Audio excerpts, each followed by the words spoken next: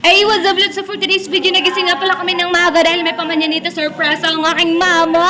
Hindi ko na nga i-remove yung background kasi ang sarap nga pakinggan ng kanilang mga kanta. Ang taga-video ko nga pala rito yung aking pinsan na maganda. Ang video nga pala na ito ay noong nakaraang taon pa, September 16, 2023. At dahil magbe-birthday na naman ako ngayon, September 16, 2024, kaya in-edit ko na itong video na to.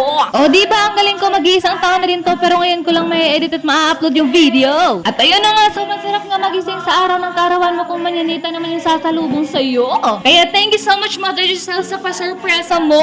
At kung di pa nga kayo naka-experience ito, sana may experience na dito balang araw. Sa mga hindi nga nakakaalam ng manyanita, ito isang traditional na serenade na inihahandog bilang sorpresa o pagbati sa madaling araw upang maipakita ang pagmamahal sa espesyal na okasyon. At ayun na nga, natapos na silang kumanta kaya pinatuloy na sila ni Mama. At dito nga ipinakanta ko ni Auntie kaso hindi ko alam yung tono kaya sabi ko do it na lang kami.